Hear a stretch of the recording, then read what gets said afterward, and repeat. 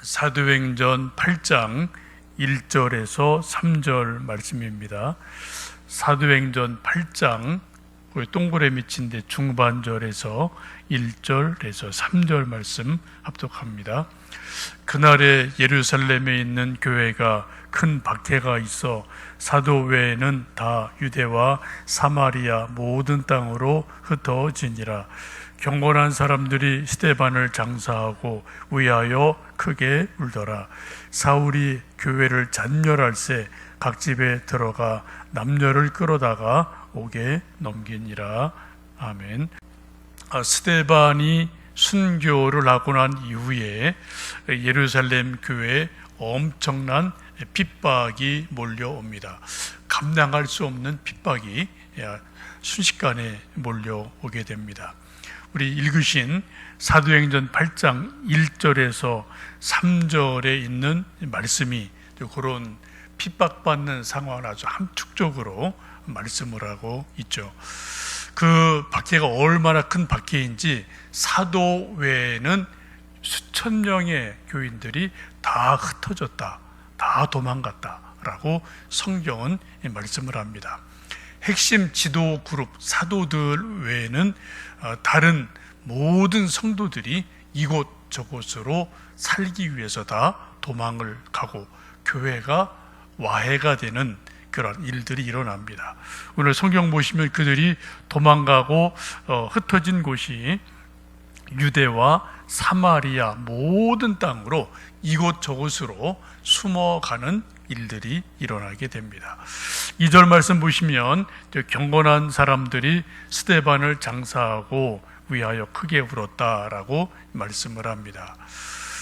참 아픈 모습이죠. 여기 경건한 사람들 중에는 베드로, 요한 이런 12사도도 물론 포함이 돼 있겠죠.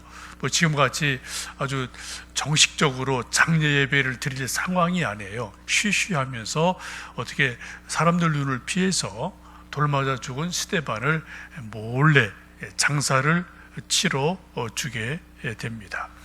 이들이 스데반의 죽음을 보면서 이해할 수 없는 것은, 슬픔보다도 이해할 수 없는 것은 왜 스데반이 돌에 맞아 죽었는가. 지금 우리 볼 때는 순교예요. 그때는 그게 순교라는 그런 생각이 들 상황이 아닌 거죠. 성령이 충만해서 예수님 부활하셨다라고 설교를 했는데 그 성령 충만한 설교를 한 것 때문에 유대인들에게 돌을 맞아서 죽게 됩니다. 나쁜 일 하다가 죽으면은 그럴 수 있어요. 그런데 정말 좋은 일, 하나님의 일, 예수님 부활을 설교하다가 유대인들의 미움을 받아서 돌에 맞아 죽는 일이 일어나게 됩니다. 겨우 쉬쉬하며 스데반 시신을 수습하고 장사를 치러주고 모든 사람이 크게 울었다, 슬피 울었다라고 말씀을 합니다. 우리가 이해하기 힘든 일들이 성경 속에도 있고 요즘 우리 주변에도 종종 있습니다. 해외 선교사로 갔던 선교사가 현지인에게, 아프리카에 가끔 그런 일들이 있죠. 요즘도 테러를 당하든지 밤에 강도가 들어와서 죽는 일이 있습니다. 또 선교 청년들 단기 선교 나갔다가 어떤 또 차 사고 때문에 혹은 아프가니스탄 같은 데 갔다가 총 맞아 죽는 일이 몇 년 전에도 실제로 있지 않았습니까? 또 성지순례 갔다가 저쪽 이집트 시내산 쪽에 갔다가 또 폭도들에게 죽은 사람들도 있거든요. 몇 년 전에 그런 일이 실제로 우리 한국 교회에 있지 않았습니까? 이게 정말 좋은 일하고 선교하고 성지순례 가고 이렇게 정말 좋은 마음으로 좋은 것을 했는데도 우리가 이해할 수 없게 가끔 죽는 일들이, 이런 일들이 있게 됩니다. 그러면 당사자뿐 아니라 그 교회나 목사나 하여튼 교회 전체가 큰 충격에 빠지고 좀 어려움을 당하는 일들이 가끔 지금도 있습니다. 스데반의 죽음은 그런 것보다 훨씬 더 충격이 큰 그러한 사건이었죠. 그래서 사도들 이외에는 다 흩어져 버렸다라고 성경은 말씀을 합니다. 더 큰 문제는 이 스데반의 죽음으로 일회로 끝나는 게 아니고 3절에 보면은 사울이라는 사람이 등장을 하면서 교회를 잔멸하려고 했죠. 우리 한번 8장 3절을 읽습니다. 사울이 교회를 잔멸할새 각 집에 들어가 남녀를 끌어다가 옥에 넘기니라 라고 말씀을 합니다. 여기 아주 강한 단어가 나오죠. 사울이 교회를 잔멸할새, 잔멸한다. 이건 우리가 뭐 흔히 쓰는 말은 아닌데 아주 독특한 단어인데 아주 강력한 단어 뜻이 있어요. 이걸 이제 우리 한글 성경 다른 번역을 보면은 교회를 쓸어 버리려고 혹은 교회를 파괴하면서 미친 듯이 이렇게 좀 공동 번역에서는 번역을 하고 있습니다. 이 사울이라는 사람이 갑자기 등장을 해서 예수님의 부활로 인해 만들어진 초대 교회 예루살렘 교회를 씨를 말리려고 잔멸하려고 미친 듯이 이 집 저 집 다니면서 예루살렘 시내를 다 구석구석을 다니면서 예수님 있는 남자 여자를 다 잡아다가 옥에 가두었다라고 말씀을 하고 있습니다. 이런 일은 우리나라 역사에도 조선 시대 초기 천주교 들어올 때도 있었고요. 또 6.25 때도 이런 일들이 있었습니다. 6.25 때 피란 못 간 목사, 장로, 전도사, 교인들이 많이 순교를 당한 일들이 꽤 많이 있습니다. 제가 전도사로 처음 있던 교회가 서울의 신당 중앙교회인데 그 교회 앞에 보면은 이제 안길선 목사님 순교를 기념하는 이렇게 비가 이렇게 좀 교회 맨 앞에 이렇게 좀 있어요. 그 스토리가 이렇습니다. 6.25 때 며칠 만에 서울이 함락당하고 피난 못 간 분들이 대부분이죠.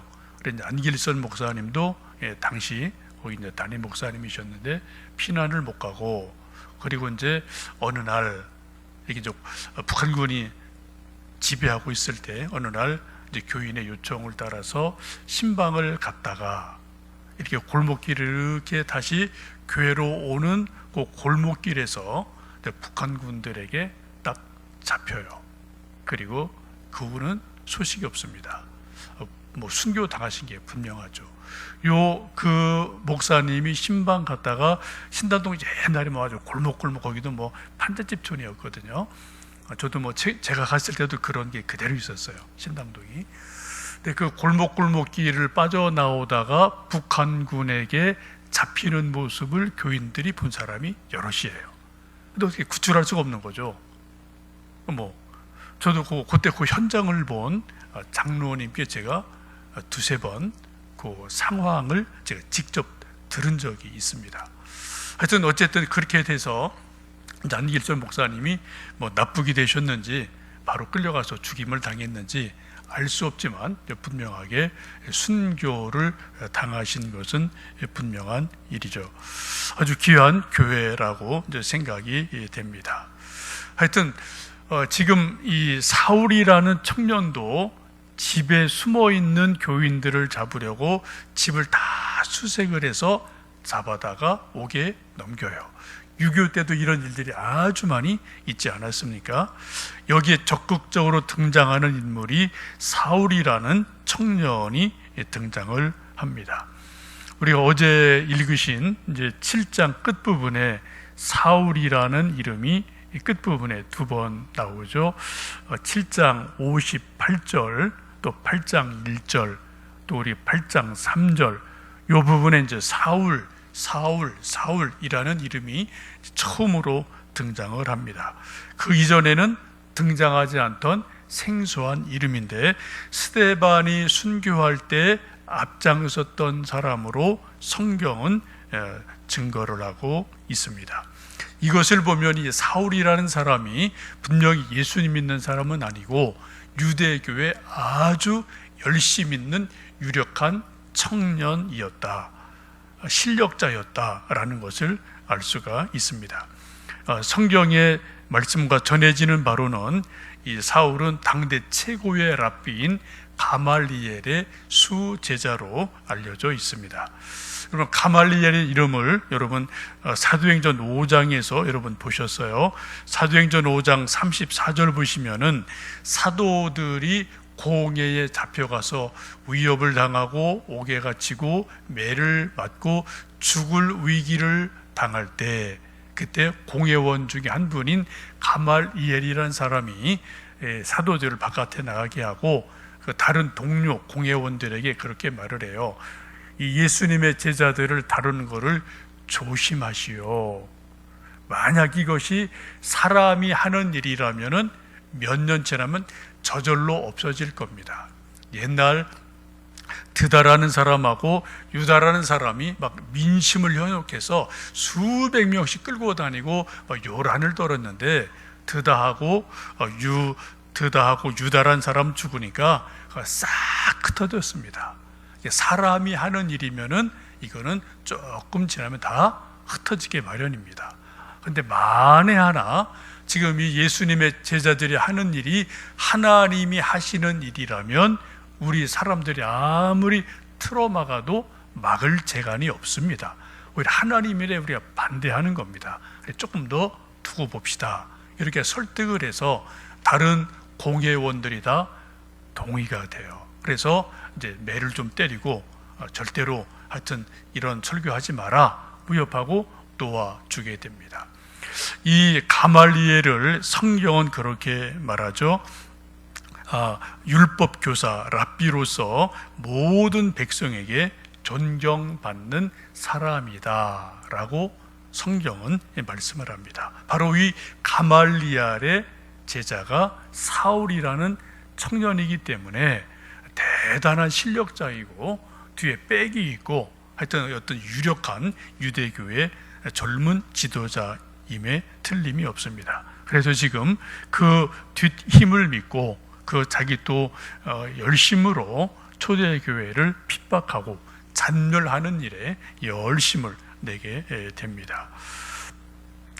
그런 것 때문에 이제 지금 오늘 말씀에 있는 것처럼 스데반이 죽고 사도들 외에는 다 유대, 사마리아 모든 땅으로 흩어져 버렸다라고 성경은 말씀합니다. 성경에 보시면 두 가지 흐름이 있어요. 하나는 모이는 흐름이 있고 하나는 흩어지는 일이 있어요. 사람들은 자꾸 모이려고 하는데 가끔 하나님은 참 희한하게도 흩으시는 일들이 있어요. 여러분, 바벨탑 사건이 뭔가요? 노아 홍수 위에 사람들이 막 홍수가 너무 무서우니까 우리 높이 탑을 쌓고 흩어지지 말자. 그래 막 꾸역꾸역 모였어요. 하나님 보시기에 자꾸 모이면 세상이 흩어져서 세상을 편만하게 해라 라는 뜻이 있는데 안 흩어지니까 하나님이 바벨탑 사건을 일으키죠. 언어를 각자 다르게 만들어 놓으니까 언어를 따라 사람들이 이곳 저곳으로 흩어지게 되고, 지금 우리가 70억 인구가 각자 다른 말 언어를 쓰면서 여기에 저기에 다 자기 말 따라서 그룹을 져서 이민족 이 나라를 이루고 이렇게 저렇게 우리가 흩어져서 살고 있지 않습니까? 6.25도 그런 거예요.